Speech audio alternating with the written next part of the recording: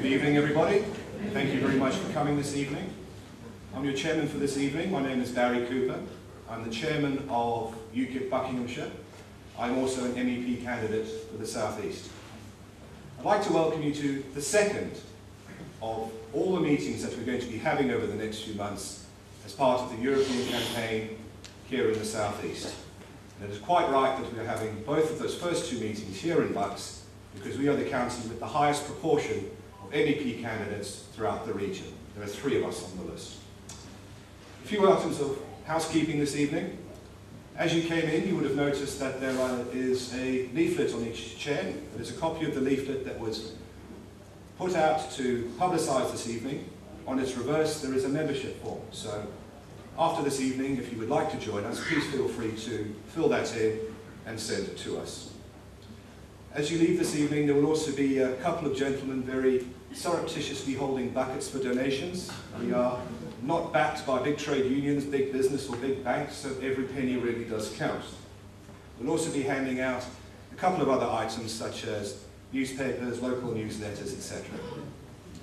Our first speaker this evening is Tim Scott. He is the chairman of UKIP Beaconsfield and a potential parliamentary candidate standing for UKIP in the Beaconsfield Westminster constituency. So enjoy this evening. I hope you like what you hear, and once again, thank you for coming.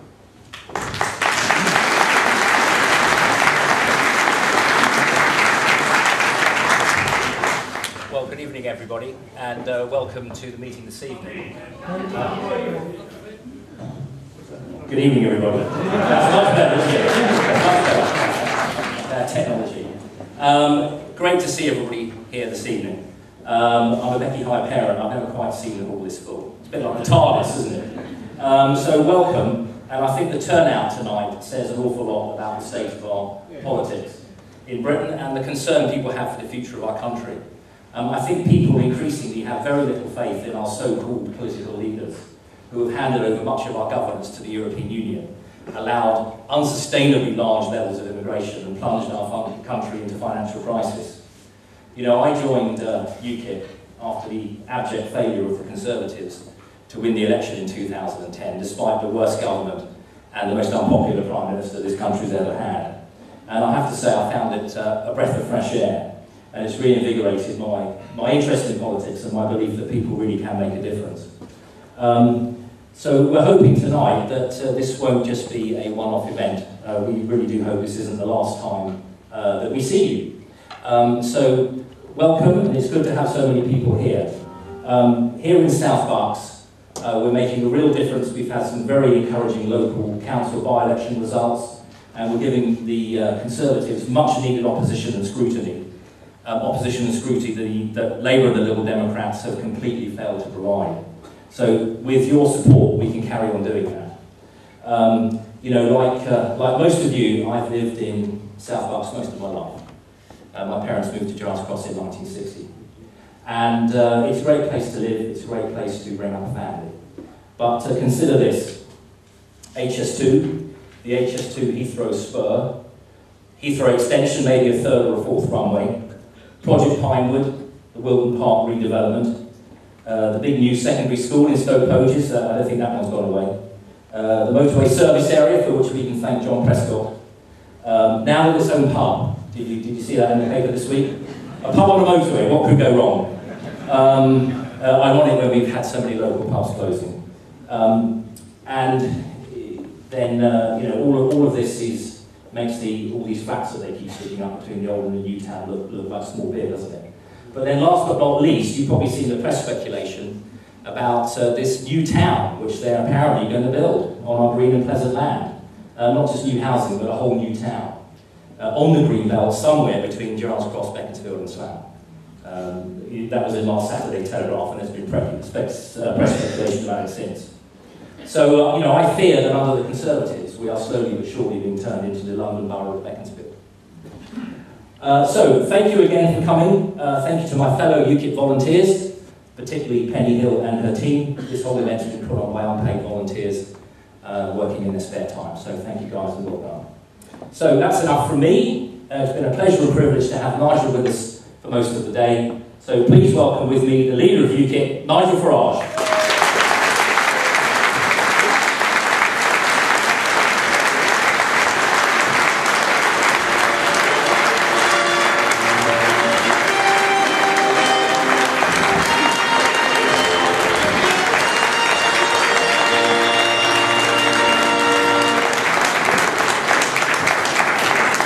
Mr. Chairman, ladies and gentlemen, good evening, everybody. Good evening. I wonder if any other political party could, on a fairly damp January night, on a Saturday in Beaconsfield, fill up this hall with hundreds of people. I rather doubt it.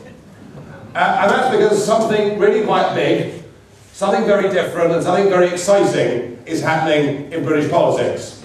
And that is the emergence of UKIP as a serious political force in this country. And I think it is the most exciting, radical change we've seen in politics since the Labour Party broke through 100 years ago. And I can tell you, as somebody that's been in this right from the very start, we are absolutely determined that we are going to get back what has been given away by a gutless, useless, career class of politicians. They've given away our birthright. They've given away our ability to make our own laws in our own country and to be the masters of our own destiny, and we in UKIP are fighting, and we in UKIP are going to make sure that we get it back.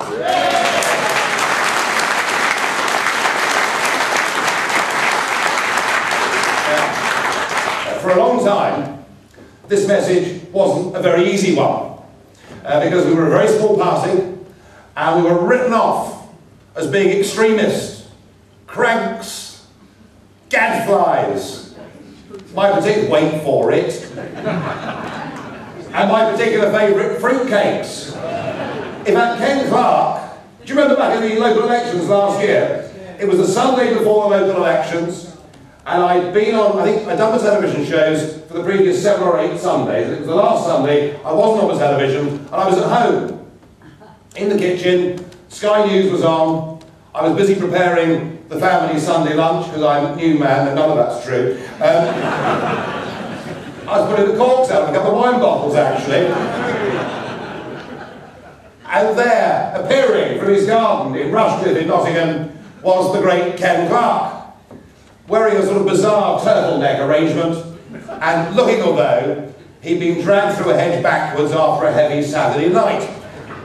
And Clarke proceeded to say that UKIP, I mean, nobody would vote for UKIP in these upcoming county council elections because they were simply a bunch of clowns.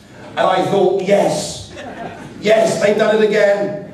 They don't understand that if you abuse an Englishman, he picks it up and wears it as a badge of honour. And that we're a country that has a sense of humour. And just 5 days later, we saw across the English counties that UKIP had secured nearly a quarter of the national vote, just 2% behind the Conservative Party and 5% behind the Labour Party, and way, way ahead of those lovely people in the Liberal Democrats.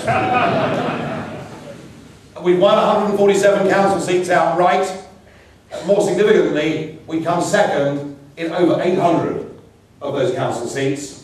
And of course, here in Buckinghamshire, we made a breakthrough, winning 6 seats on Buckinghamshire County Council. It was a remarkable day, and now we head in to our next campaign, the one that takes place on May the 22nd this year, the European elections. And as Barry, our chairman, has said, this is the second meeting in that campaign as the official campaign period has now started.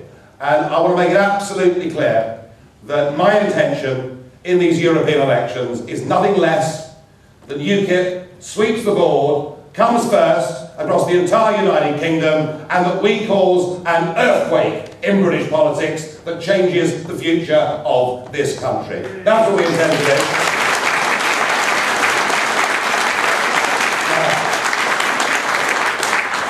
You might say that's rather ambitious. Well, I've always been ambitious, and some are saying that I've staked the entire future of UKIP on red. Well, in some ways I have, because the stakes are very, very high. And we've got to do something about this state of decline that we're in. Why has UKIP suddenly taken off? Well, I'll tell you, one of the reasons is that I think collectively, amongst Labour, Lib Dem and Conservative voters, I think millions of us have begun to see that what we've actually got are 3 parties that are relatively indistinguishable from each other.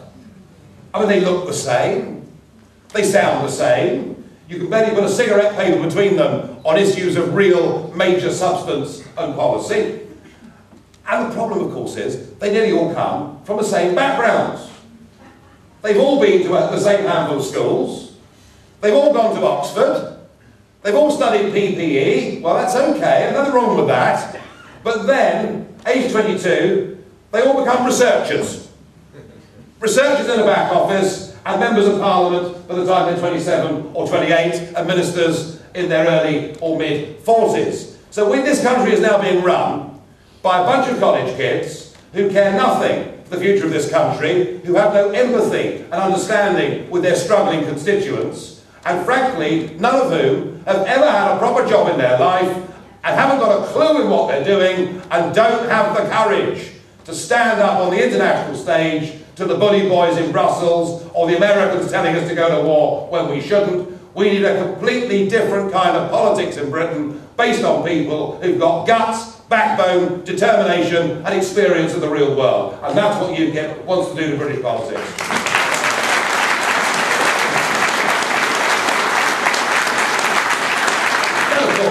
That of course doesn't mean that we're going to be all perfect human beings in UKIP, and we will have our ups and downs in UKIP, and the great British press will jolly well make sure you know about it. This persistent bad weather being one of them, of course. For those that picked up the story last week. But I just want to give you an example. I want to give you an example of just how frightened we've got the political class. So a town councillor from down the road in Henley makes the comment that he makes, and the BBC make that the third item on their 10 o'clock news that evening.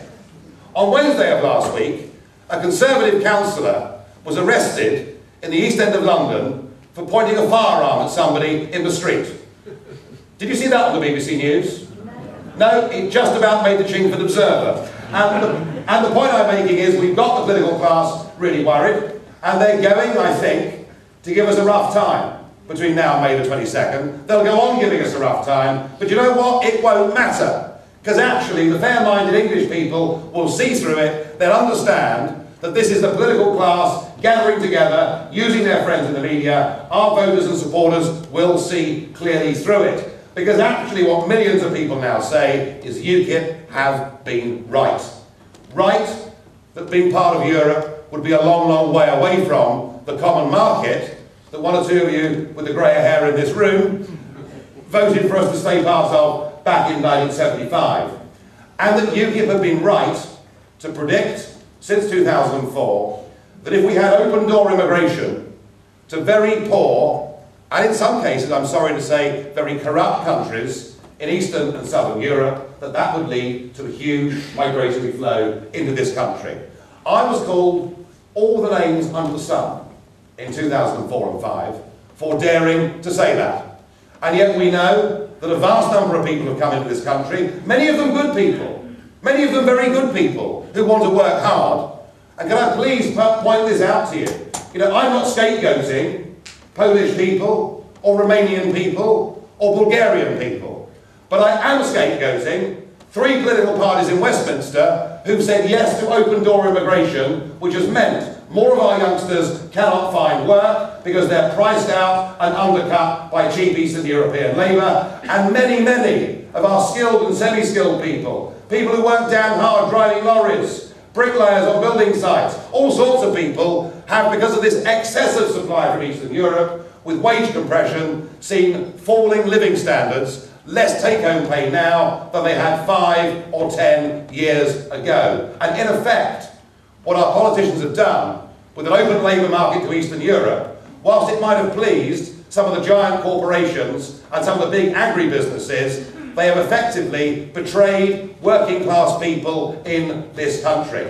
And that's why they're coming round and voting UKIP in large numbers, and that's why our support isn't just coming from the Conservative Party. Now, there is this myth put about that the UKIP voter is a retired half-colonel living up on top of the Chilterns, keen to reintroduce the birch and the public stocks, and who only cheers up after the first pink gin of the day. Are there any retired half-colonels in the room here, by the way, this evening? There's always one afterwards that comes up to me. But there's this idea that the UKIP vote's a Tory vote. It isn't. Only a third of the UKIP vote voted Tory in 2010. We are biting large chunks out of the patriotic old Labour vote in the Midlands and the North. We're picking up Lib Dem votes. And interestingly, 1 in 5 of our votes is coming from people who are non-voters. People who have not voted for 20 years, people in some cases who've never voted in their lives. And yet the Westminster elite brushes off UKIP, oh, it's just a protest vote. Well, by definition, if we're getting people to re-engage in a political process who've not been there for 20 years or more, that's not a protest vote, is it? That's a positive. We are the only party getting people coming back and engaging in democratic politics because they care about the future of this nation, and I think as a party we should be very proud of that achievement. I really, really do.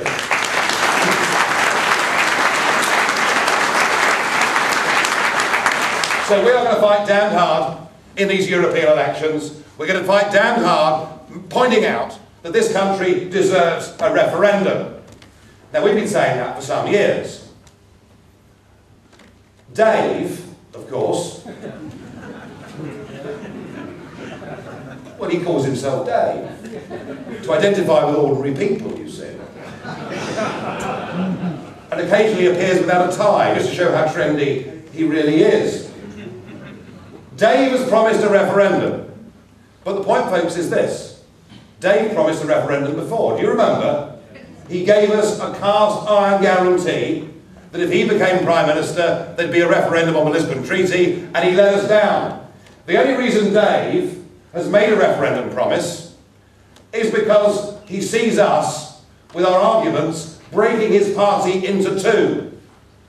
And so the promise of a referendum was a means of putting together the Conservative Party, of trying to neutralise the issue, and effectively to kick it into the long grass for 4 years.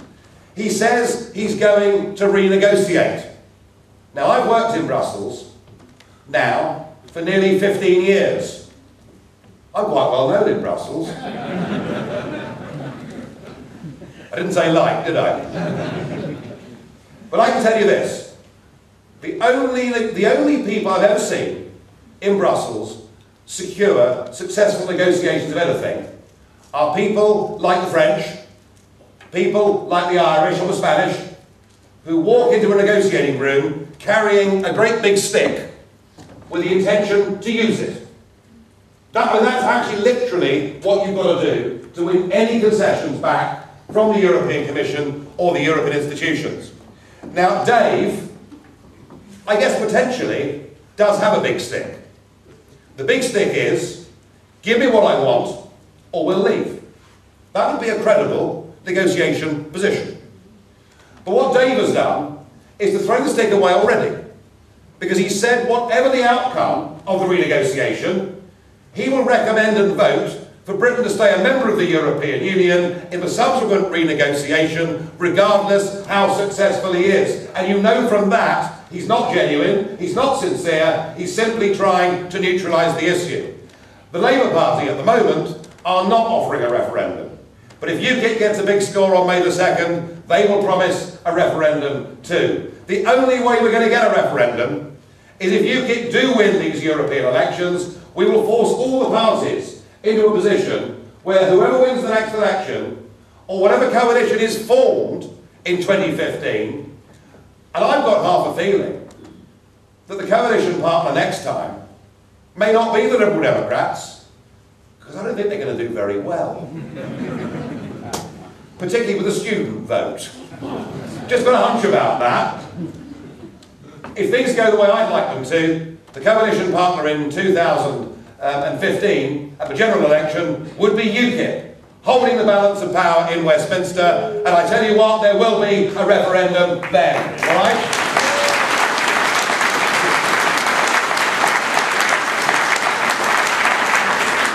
Now, we're going to campaign hard on the European issues. We're going to campaign making the point, we don't hate Europe, we love Europe. We want a Europe of sovereign nation states, a Europe that trades together, a Europe that cooperates together, a Europe where we're good next door neighbours with each other, recognising that with the French, that won't always be possible. But we want a Europe of trade and cooperation, not a Europe of that wretched flag, that damned anthem, and that impertinent Herman Van Rompuy. All right, that is not the Europe that we want.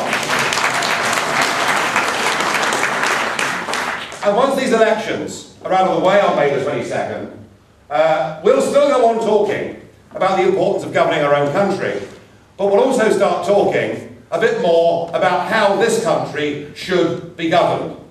Now, Tim talked about the potential of Beaconsfield becoming a greater London borough, and I completely understand what you're talking about. Tim, I live on the North Downs, just to the south of London. I live in prime Greenbelt land as well. I completely understand the same pressures and the same threats that many of you in this area have got.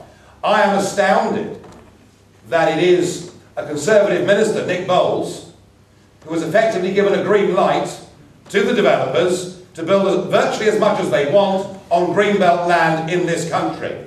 And of course the reason the developers want this is that it's more profitable for them and cheaper for them to build on Greenbelt land. And of course the main reason for this is our rising population. Do you know we have to build one new house every 7 minutes just to cope with new migrants coming into Britain? It's a pretty stunning figure, isn't it?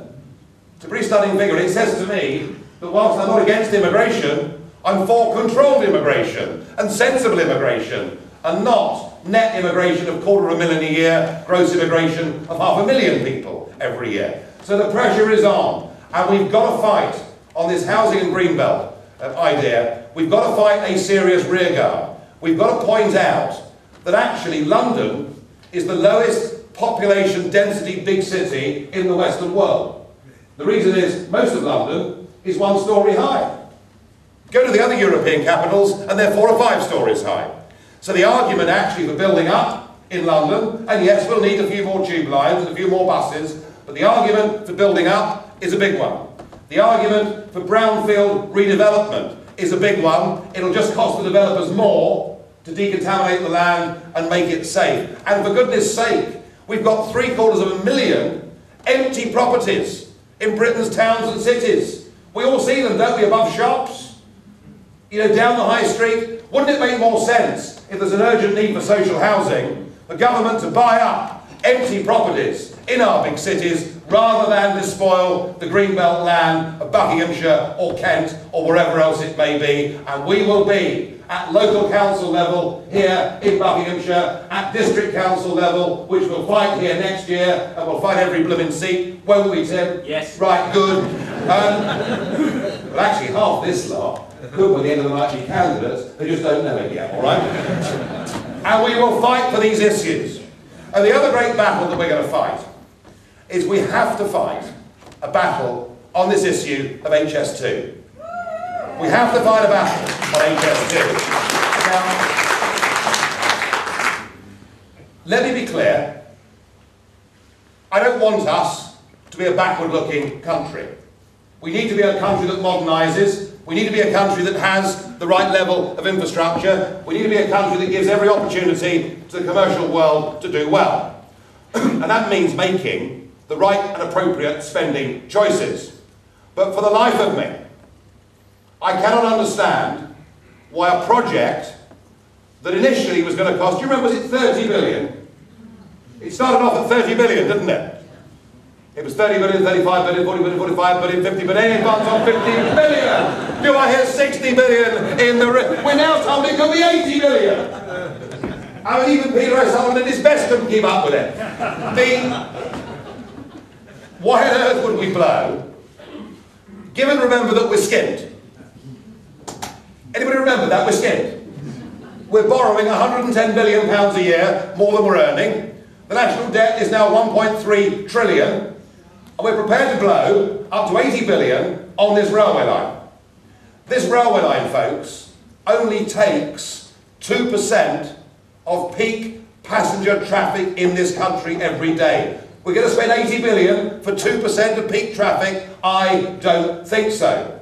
We need investment in our railways. It takes 5 hours, 11 minutes to get from Paddington to Penzance. It was quicker before the First World War. That needs updating. Clearly, obviously, past Exeter, the line needs to improve. But think about this. Every day, travelling into Marylebone, travelling into Paddington, travelling in particularly, I mean, the worst nightmare of all, which is Waterloo, we've got stations that are now over 100% capacity. It simply isn't working, it simply isn't safe. Over 150,000 hard-working commuters from these parts of the country stand for half an hour or more going into work and coming home from work every single day. Wouldn't it be more appropriate and better for our way of life, and indeed, wouldn't it make more commercial sense to spend a fraction of the money that we're going to spend on HS2 upgrading our existing railway lines and making commuting into London something more civilised in the 21st century? Wouldn't that make a lot more sense?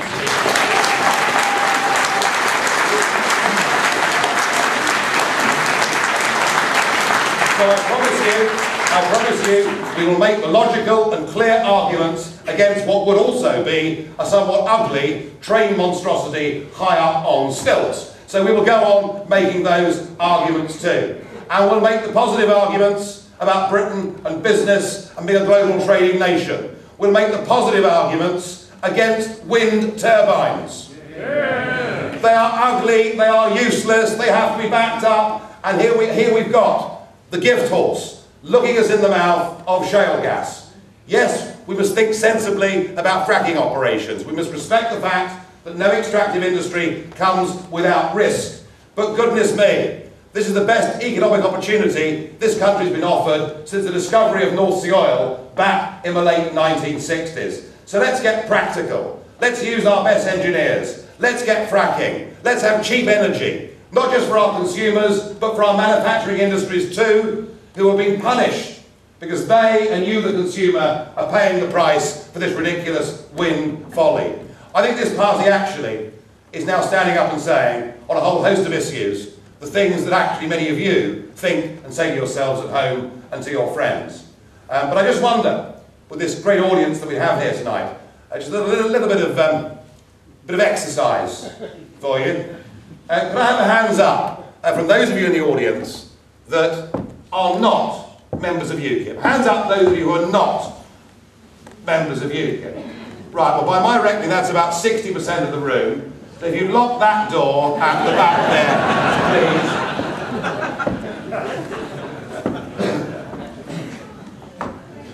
I don't care what the UKIP members think about me, but I want to say this to those of you, members of the public, that have come here. Thank you for coming. We're the only political party that holds public meetings. Nobody else does this anymore. And whether you've come along here as a committed UKIPper, that's great. If you've come along here and you're open-minded, that's great. If you've come along here absolutely determined to hate me, well, that's great as well, really. Because you'll get your turn in a minute to ask questions and you can fire volleys at me, and that's absolutely fine. As long as you behave better than they did in Thanet on Monday, where they bashed me over the head, then I really don't mind. But to those of you who have come along tonight with an open mind, and who determined to leave here tonight, having made your minds up that we are a horse worth backing, then I would say this to you: don't just walk away and do nothing. Please play your part in helping us to help you. You know, this is a volunteer rebel army. We are taking on a rotten establishment in this country, and all of you can do something. All of you can give us a couple of bob. All of you can take a few leaflets and give to your friends. All of you can put a poster up in the run-up to the European elections or local elections or whatever it may be. You know, all it takes for evil to prosper is for good men and women to do nothing. So I'm going to ask you, and I'm going to get to that door as you leave and look you in the eye. I am. I've got the heavies with me as well. Folks, I'm going to say this to you. We can change our country if those of us that agree are determined to do something about it. Please, please, help me, help the team. Let's do something about it. Let's get back our birthright. Let's get back what our grandparents and great-grandparents actually sacrificed lives for in 2 world wars, so that we could be a free country and make sure we can hand that legacy down to our children and grandchildren. Isn't that worth fighting for? Thank you.